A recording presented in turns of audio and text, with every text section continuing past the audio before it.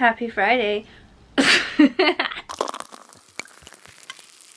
Happy Friday. Welcome back to Drinking by My Shelf. My name is Emma and this is a game I haven't played in a while. So this is Book Trail. I kind of forgot about it for about 3 months, but a lot of you have been commenting asking me where the fuck is Book Trail, which is fair enough because I've been ignoring it, so we're gonna play. If you've never seen Book Trail before and you're wondering what the hell is going on, basically all the way back in January I set myself a few missions or like challenges that I wanted to complete with reading, and I was gonna get these cute little gems every time I got one right, and hopefully get all the way to the end right here. And if I get all the way to the end right here, I get to go on a cool little book shopping spree. It wouldn't count for balancing the books and it's going to be really good. That's obviously not going to happen because it is now December. I have to catch up with September, October, November in this video, and then I will have one more to come for December. And I'm clearly not going to get this many gems. But let's see what happens. Okay, let's start with September. So the various challenges that I set myself. I wanted to do Buzzword-a-thon every month. That is a challenge set by Books and Lala. She's got a blog post, she has different buzzwords every month of the year for you to try and get as many as you can. So that was one of the challenges. The second challenge was Reading Women challenge. So that's set by... Such a good question. Who is that set by?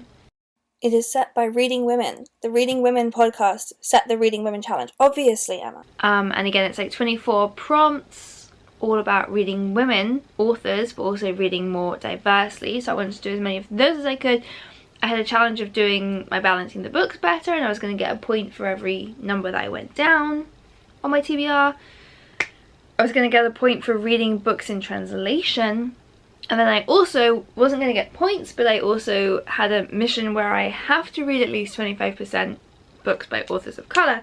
And if I don't do that, I get a little negative Nancy over there. So anyway, so that catches you up to where I am. In September, I can tell you that I got 1 point. The buzzword for September was the word dark, and I read a book called The Familiar Dark by Amy Engel, which I thought was fine, to be honest, like nothing special. But honestly, is that correct? Yeah, that is the only point I got in the whole month.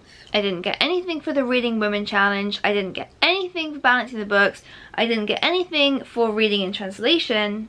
I did manage to read 25% authors of colour, so I don't get a point for that, I just don't get punished. Done. September. That's literally all we got. Okay, then we have October. What happened in October, I will tell you. Again, Buzzword-a-thon was the way to go. So the buzzword for this month was elements. So that could be air, wind, that's the same thing, earth, fire, water, you know, those kind of things. Or, you know, really whatever you interpret elements as. So I picked the book Girl in Snow, because snow, I feel like, is one of the elements. And I also picked Kololo Hill, because a hill is made of earth, which is also the elements. I read both of those, so 2 points to Emma, and I literally don't care if you think that those don't count. Ta-da! And that's all that happened for me that month. So I tried to tick off a bunch of the Reading Women prompts. So I started reading a book called Catch the Rabbit, which was by an Eastern European author, and that was one of the challenges, but I DNF'd it, so that didn't happen.